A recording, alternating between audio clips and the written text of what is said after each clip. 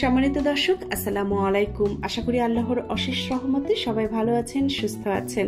আমরাও আলহামদুলিল্লাহ ভালো আছি। অনেকদিন পর আপনাদের মাঝে আবারও ফিরে আসলাম ছোট্ট একটা ভিডিও শেয়ার করার জন্য। দেখতেই পাচ্ছেন আরঙে সেল চলছে। প্রতি বছর এই সময়টার জন্য আমি অপেক্ষায় থাকি, অনেক কিছু কেনাকাটা করি। ভাবলাম এবার কি কি কিনেছি তার একটা ছোট্ট ভিডিও আপনাদের সঙ্গে শেয়ার করি। তো আমি এসেছি গুলশানের আড়ংয়ের যে আউটলেটটা আছে সেখানে। এটা তেজগাঁ লিংক রোডে অবস্থিত। তো আমি কিন্তু শোরুমের ভেতর ঢুকছি না, আমি যাচ্ছি গ্যারেজে যে মেলাটা বসে সেলের সেখানে।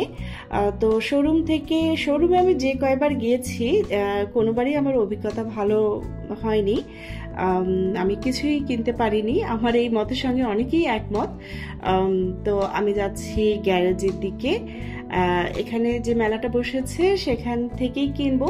তো ঢোকার পরে যে অবস্থা দেখলাম, আমি এসেছি শনিবারের দিন, তো ছুটির দিন এত লোক এসেছে। আমি এর আগে উইকডেজে কিনেছি, তখন এতটা ভিড় ছিল না, অনেক কিছুই কিনতে পেরেছি। কিন্তু আজকে ঢুকেই আমার মনে হলো যে আমার পক্ষে এত যুদ্ধ বিগ্রহ করে আসলে খুব একটা কেনাকাটা করা সম্ভব হবে না। তারপরেও 1.5 ঘন্টা থেকে আমি মোটামুটি কিছু জিনিস কিনেছি। ইচ্ছা তো ছিল অনেক কিছুই কেনার, কিন্তু কোনো কোনো স্টলে আসলে আমি একেবারেই ঢুকতে পারিনি। যেমন কুকারে যে স্টলটা ছিল সেখানে এত ভিড় ছিল, তারপরেও কিনতে ইচ্ছা করে। যাই হোক, লোভ সংবরণ করে আমি চলে এসেছি আমার মেয়ের জামা কিনতে। এখানকার প্রত্যেকটা জামাই অনেক সুন্দর ছিল, কিন্তু আসলে সাইজটা ঠিক পাওয়া যাচ্ছিল না। সাইজ মিলে গেলেই জামাগুলো পছন্দ হচ্ছিল।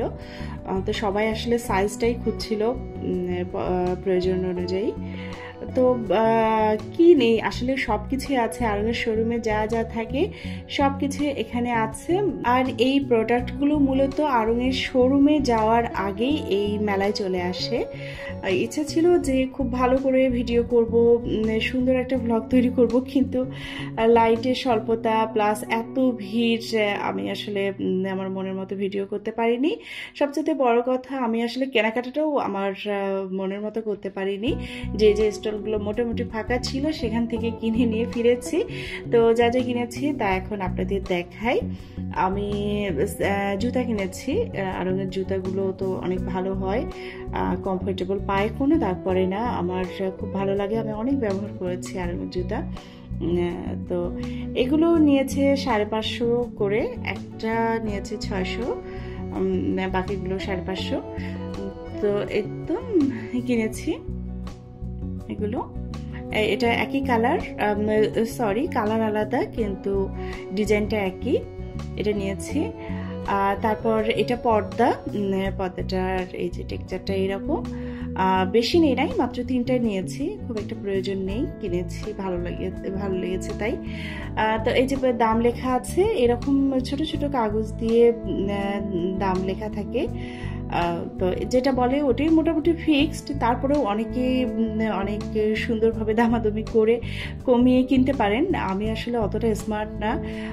দাম দর করাটাও, সঠিক পণ্যটা কেনা, সঠিক দাম দর করাটাও কিন্তু অনেকে একটা স্মার্টনেসের ব্যাপার। আমি আসলে সেরকম স্মার্ট না, যেটা বলে সেটা দিয়েই মোটামুটি কিনে আনি। তো 3টা পর্দা কিনেছি 5 টাকা করে। তারপর এই তো মেয়ের ড্রেস কিনেছি। তো আমার মেয়ের জন্য যে সাইজটা আসলে ওইভাবে খুঁজে পাচ্ছিলাম না, তো যেটা পেয়েছি ওটাই নিয়েছি। তারপর আমার 3টা লেডিস যে পাঞ্জাবিগুলো সেগুলো কিনেছি। এই তো এরকম ডিজাইন।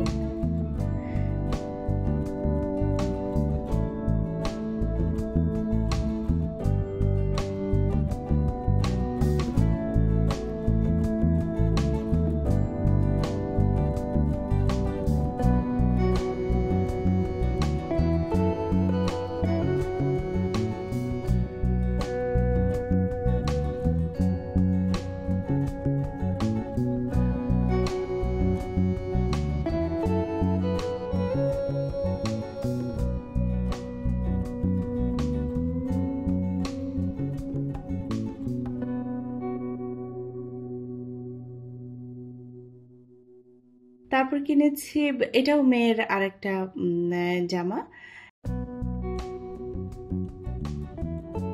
এটা হচ্ছে একটা ধুতি কাট পায়জামা।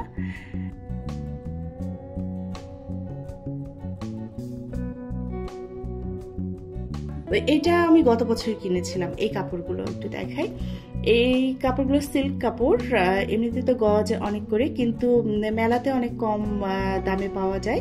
সমস্যা হচ্ছে এটার আপনার প্রয়োজন মতো মাপ দিয়ে কাপড় কেটে নিতে পারবেন না, যেটুকু থাকে সেটার পুরোটাই নিতে হবে, কিন্তু দামটা অনেক কম পড়ে। তো আমি কিনেছি মূলত ব্লাউজ বানানোর জন্য। আবার হচ্ছে যে কাপড়টা একটু বড় আছে সেটাতে জামা বানাবো। তো আসলে একটা বছর হয়ে গেল জামা বানাতে পারিনি, খুব ব্যস্ততার মধ্যে কেটেছে। সময় পেলে বানাবো ইনশাল্লাহ। তো এই ছিল আমার কেনাকাটা। এতক্ষণ কষ্ট করে ধৈর্য নিয়ে আমার ব্লগটা দেখেছেন, তার জন্য অসংখ্য ধন্যবাদ। সবাই ভালো থাকবেন, আমাদের জন্য দোয়া করবেন। আসসালামু আলাইকুম, আল্লাহ হাফেজ।